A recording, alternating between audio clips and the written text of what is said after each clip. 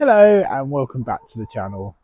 So it's the 22nd of March today, and a couple of days ago I started to unwrap the Musa Basjoo bananas as well as some of the other bananas in the garden. And I just thought I'd show you in this video uh, basically the condition of the bananas. This one was sort of semi-wrapped, so this is my largest group of bananas here. As I say, it was loosely wrapped, and it's come through winter really well. Temperature wise, we'd been down to kind of about -5, probably at least, yeah, -5, maybe -5.5. And we had those for a few days throughout the winter. But other than that, kind of the temperatures have been around -2, -3. No real prolonged period of frost. So I've left them kind of pretty much since that autumn time, uh, sort of fully wrapped up, really. So let's have a closer look at each of the groups because they all are kind of all doing pretty well. But there is variation between the growth rates depending on where they are in the garden. So let's have a closer look. This is the biggest group of bananas which I have in the garden, and each of the I've basically got three groups of Musa Basjoos, and they were all kind of bought at about the same size. So they were bought at about kind of 2 to 3 feet tall, and they were all planted at the same time. And what's really interesting is seeing the actual variation in the growth habits depending on where they're positioned in the garden. So, as I say, this is the largest group, and to give you an idea, this pseudostem here, that's the size of my hand, and generally I do have quite big hands, and you can see it is absolutely enormous. And that was the original stem, which was yeah, part of it, and then all these ones off to the side, all of these are the runners which have come off of there.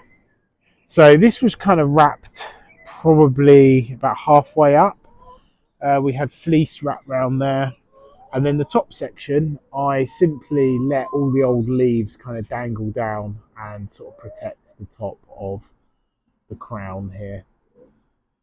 So as you can see, really it's good already, the fact that we have new growth coming up through the middle. All of the stems are nice and firm with new leaves coming up through the middle. So it'd be interesting to see how quickly they grow. So obviously it will depend on the temperature and everything, and you know how much sunlight we get. So yeah, so that's the top of this group, and yeah, basically I decided to semi-wrap this one just because it was the biggest group, and I thought, well, if we do have a really horrendous winter, then I might lose sort of half of the height, but that's not a problem because it will regrow quite quickly in the coming year. So let's go and have a look at the other groups. So this is the second biggest group in the garden. So what I will do is I will show you, if I stand, just move the camera a little bit, just try and get a bit of, yeah, so what I'll do is I'll stand next to the banana so it gives you the idea of size comparison.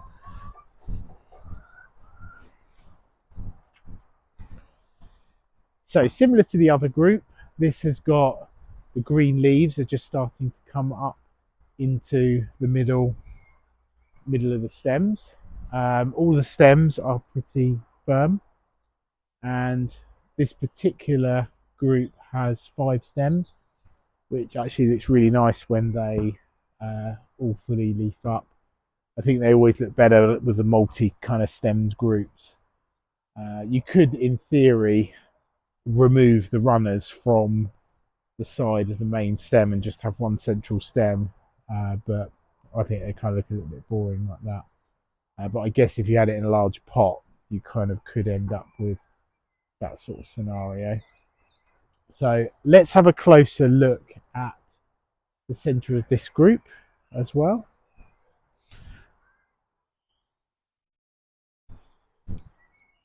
So similar to the other ones, you have a nice firm central leaf coming up in the middle. All of this material, I wouldn't worry about this. This just generally it dries out and it kind of peels off almost. If you see a bit further down, it kind of ends up peeling off and you get this lovely kind of firm green stem underneath. So give it a kind of a couple of months and the tattiness on the outside will disappear and you'll have that nice shiny green stem with all the lush leaves off of the top of the group. So nearby to this, you have my kind of third group, which is kind of comprised by, there was originally two that I put in here, which was this central stem here and this one over the back. So two separate plants, but planted in a similar area. And the idea was just to give a kind of a bigger group in this back section of the garden. These ones were probably slightly slower growing than the other ones that were planted, and they've kind of grown at quite a slow rate as well compared to the others. To give you an idea of the central stem is kind of about half the size of the other one. I'm thinking that in this location it does actually get plenty of light. So I think probably the issue here is the hedge at the back is pulling a lot of moisture and B, a lot of nutrients out of the soil. So that's probably got something to do with it. Although I do add kind of manure and stuff around the base of these to give them a boost. So hopefully, because this is now settled in quite well, this group will fatten up and probably get twice this size in the next year or so. But again, this group was wrapped a little bit more carefully, mainly because being slightly smaller, I thought that potentially the frost might penetrate into the stems more on there. So it had some kind of fleece around it. And the smallest one, actually, I wasn't as bothered about this group at the back here. So I just literally draped over a little bit of very thin kind of fleece just to take the edge off the temperatures. And because it's near the back hedge there, it does get a bit of winter protection from that hedge. And yeah, I was sort of expecting it to be all kind of mushy and flop over and that. And actually, it's done really well. The whole group's nice and firm. And you can see that all of them have got central leaves coming up already. So, and I swear, even from when I unwrapped them the other day, they've put on a few inches on there, which is quite interesting to see. So that is the Musa Basjoos in the garden. Let's have a look at the Musa sycamensis, which apparently is as hardy. And I would say that it's been wrapped up in a similar way.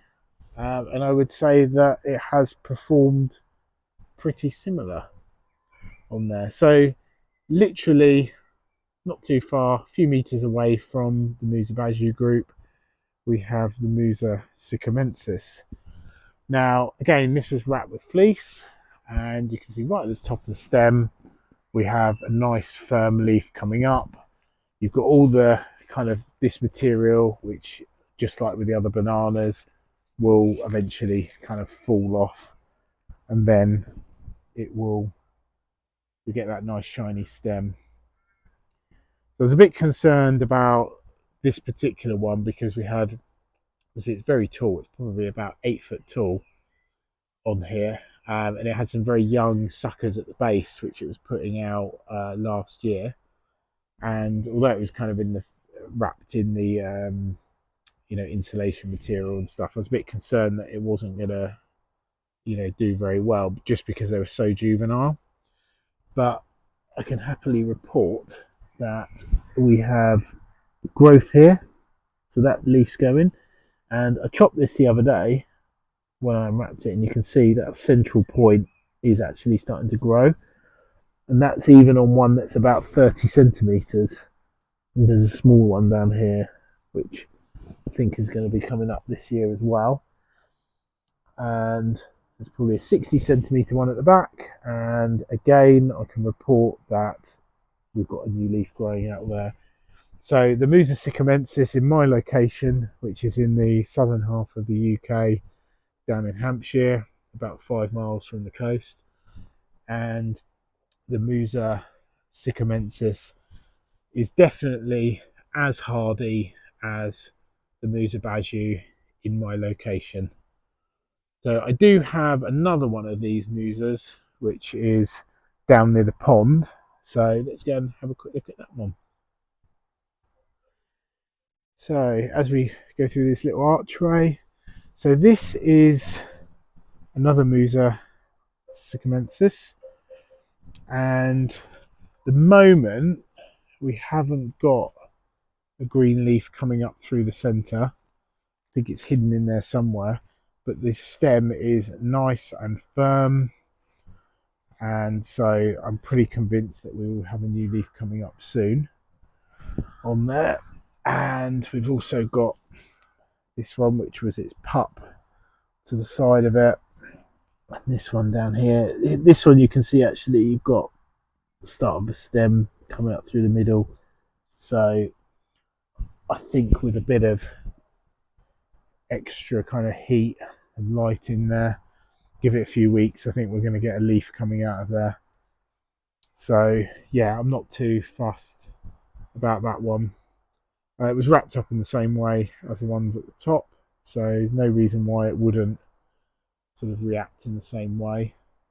And it's probably temperature wise, I mean, it's sort of sheltered by the flowering currant to the side of it, and it's got this eucalyptus kind of on the other side of it, so it's semi-sheltered. So unless it's a particularly weak plant, I fully expect that to come through on there.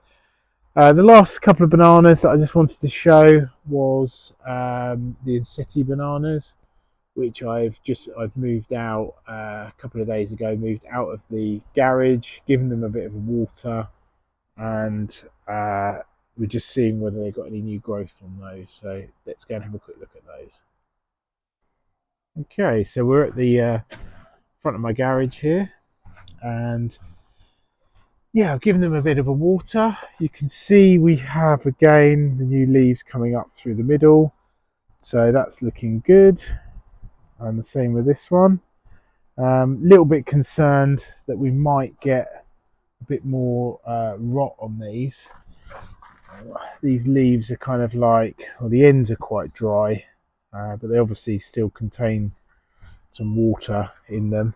But around around the base here, it's not too squidgy at all. Same with this one as well. So I think we should be okay. If they do start to rot a bit more, what I will do is try and strip them back a bit to reveal that central kind of stem, let some more air get in there. But I'm hoping that the biggest key really for these now is I fed and watered them, and I just want to get them growing. So once they start growing, of course, that will offset anything that I have to remove from there, because I don't want to, totally have a thin, spindly thing that's just going to collapse. So last year I had a sort of similar situation where I had a couple. These were the two that came through the winter, and I kept those in pots. And there was one that I dug up and dried stored, and that one didn't survive. It just ended up, once I put it back into a pot and stuff, it ended up rotting off. So a little bit concerned that this could happen with these as well. But I'm hoping with a bit of heat and light on them, they will get growing. rather soon. So hope you've enjoyed this little video just showcasing the unwrapping of the bananas and where they're at the very start of the season. And obviously I will continue to do videos sort of charting their progress, and yeah, so I hope you've enjoyed this video, and please don't forget to subscribe, and I'll see you on the next video.